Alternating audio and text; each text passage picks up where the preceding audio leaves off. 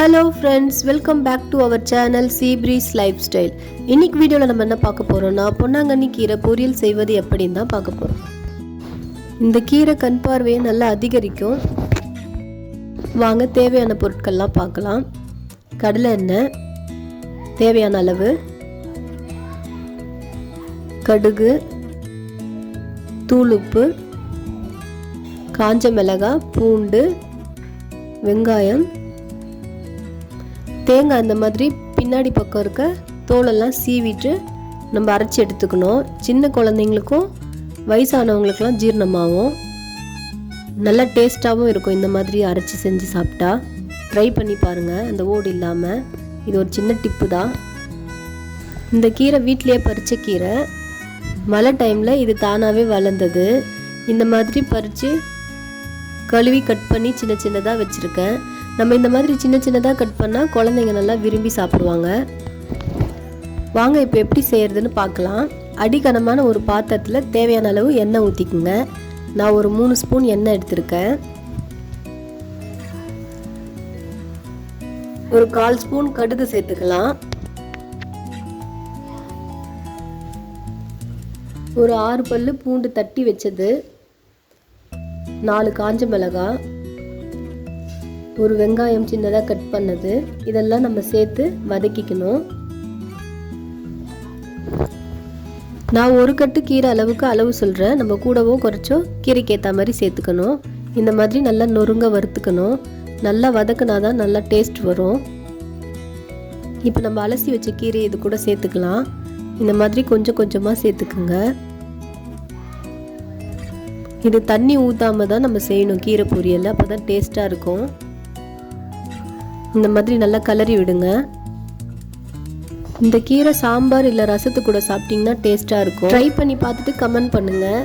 நம்ம தண்ணி சேர்க்காத எந்த பொரியலும் அடிகனமான பாத்திரத்தில் தான் செய்யணும், அப்போ தான் தீயாது.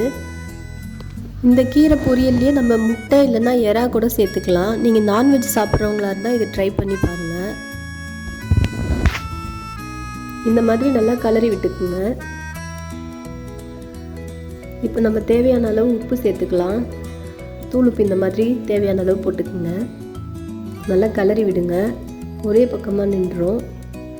சமையல் செய்ய ஸ்டார்ட் பண்ண பிகினர்ஸ்க்கெலாம் இது யூஸ்ஃபுல்லாக இருக்கும். அதனால தான் சின்ன சின்ன டிப்புலாம் நடுவில் சொல்கிறேன். இப்போ நம்ம தண்ணி சேர்க்காததுனால நல்லா தட்டு போட்டு மூடி வைக்கணும்.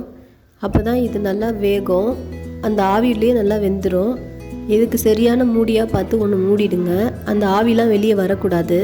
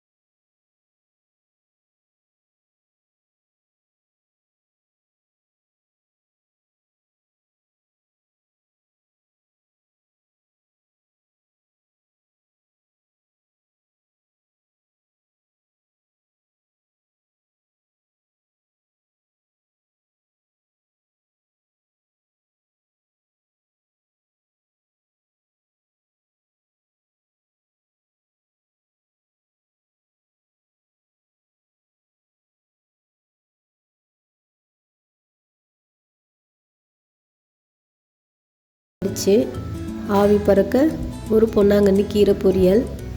நீங்களும் இதை செஞ்சு ட்ரை பண்ணி சாப்பிடுங்க. ஓகே ஃப்ரெண்ட்ஸ், இன்றைக்கி வீடியோ உங்களுக்கு யூஸ்ஃபுல்லாக இருந்திருக்கும்னு நினைக்கிறேன். ஏற்கனவே தெரிஞ்ச பொன்னாங்கண்ணி கீரை தான் இது. திருப்பியும் இது ஒரு ஞாபகப்படுத்தின மாதிரி இருக்கட்டும்னு போட்டேன்.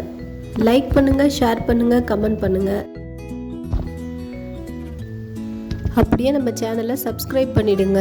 பெல் பட்டனையும் கிளிக் பண்ணிவிடுங்க. Thanks for watching. Bye friends.